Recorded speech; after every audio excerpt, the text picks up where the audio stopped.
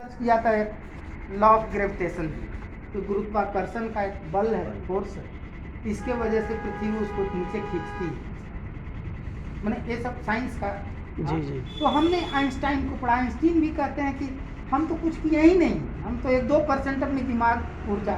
पता है आपको कितना मेमोरी है कि मोबाइल में कितना मेमोरी लगता है सर में? 4 GB सर।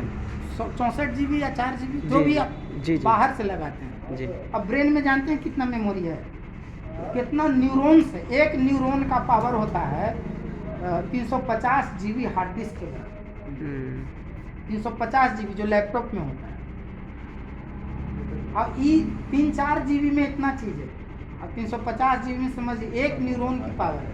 अब ब्रेन में जानते हैं कितना न्यूरॉन्स है? 12 बिलियन न्यूरॉन्स है। 12 बिलियन मतलब समझते हैं 1 बिलियन मतलब 6000 करोड़, सॉरी 100 करोड़ होता है ना, इंडिया का रुपया में लीजिएगा तो 6000 करोड़। अब तो 100 करोड़ हो जाएगा। तो 1 बिलियन माने 12 बिलियन न्यूरॉन्स हैं, 1200 करोड़। तो कितना बड़ा पावर है आपके अंदर।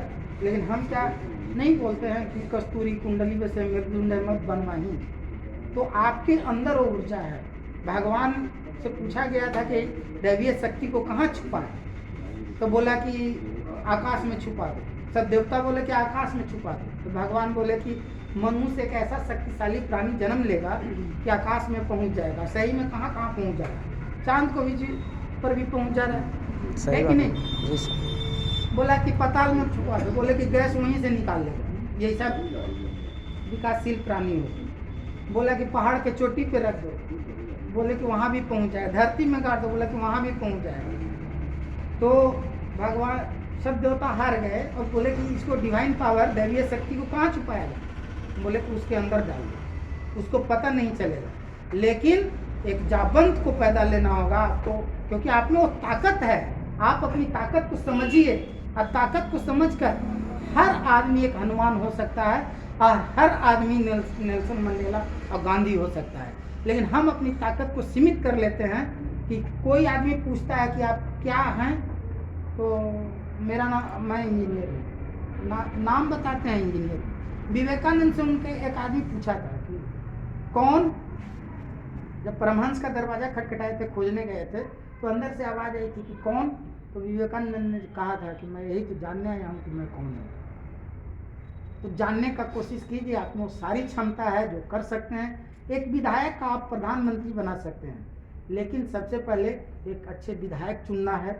मुख्यमंत्री वो अच्छा विधायक खुद चुन लेगा, क्योंकि ऐसे अहंकारी लोग को तो हटाना बहुत जरूरी है। इसके लिए अब राजनीतिक प्रोसेस की बात करते हैं तो जन आंदोलन जरूरी है।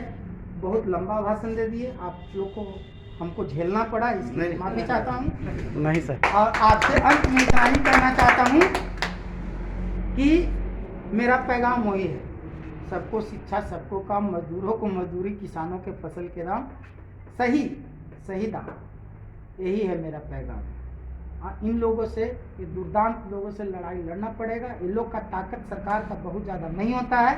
एक बार मार के भगा देता हम, घर दुबक जाते हैं, इसीलिए ऐसा करता है। अगर लगातार रहेंगे तो उनको सरेंडर करना पड़ेगा। जब अमेरिका जैसा शक्तिशाली देश, ट्रंप जैसा लोग सरेंडर कर सकता है, तो यहाँ इन लोग का औकात ही कितना है? इन लोग कितना देर टिकेंगे? सरेंडर कर जाएंगे आपके सामने, और आपका काम धड़ल्ले से होगा। अब छोटी सी बात पे भी करते हैं कि आपका ये जो ब्लॉक है, अंचल है, लोगों को अभी एक आदमी घूम के LPC नहीं बना रहा है। कई दिन से घूम रहे, तो 12 दिन से घूम रहे। हम बात करा तो CO तो बोल रहे जी अभी बना देंगे।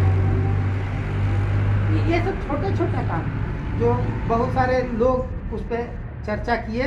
हम ज़्यादा अति पिछड़ा दलित की बात हम नहीं ज़्यादा करना चाहते हैं। अच्छा नहीं लगता है कि हम लोग सब मनुष्य हैं। 2 आँख आपके भी हैं, 2 आँख उनको भी है, 1 नाक में 2 सुराख शायद फॉरवर्ड को भी है और दलित को भी है। 2 ही हाथ में, हर हाथ में 5 उंगली उनका भी है, हमारा भी है। तो फिर क्यों ऐसा हो रहा है, हमको नहीं समझ में आता है। वो क्यों ऐसा करते हैं? उनसे बात करिए, जुड़िए, यही बात बताइए कि कोई ना अति पिछड़ा है, न कोई न पिछड़ा है, न कोई दलित है, ना कोई फॉरवर्ड है। जाति अगर लेना है तो दो ही जाति रखिए, एक गरीब है एक अमीर है। बाकी कोई अगर अमीर किसी भी जाति में आगे बढ़ जाता है तो बहुत ज़्यादा गरीब को नहीं पूछता, तो किसी भी जाति में। तो हम इसी पैगाम को लेकर के चलेंगे, आपके साथ कंधे से कंधा मिला करके चलेंगे। और आपको इतना आश्वस्त करना चाहता हूँ कि जो भी छोटा छोटा ब्लॉक ये सब का काम होता है, ये सब बहुत बड़ा काम होता नहीं। आप अगर डट जाएंगे तो आप ही से कर देंगे। हम पहला बार जिला परिषद के चुनाव लड़ रहे थे तो भर चुनाव जैसे आप लोग घुमाए तो हम कुछ नहीं बोलते थे, जहाँ तहाँ कुछ बोल देते थे, तो पीछे से हमको लोग पिंच करता था, मैंने छुट्टी काटता था। तो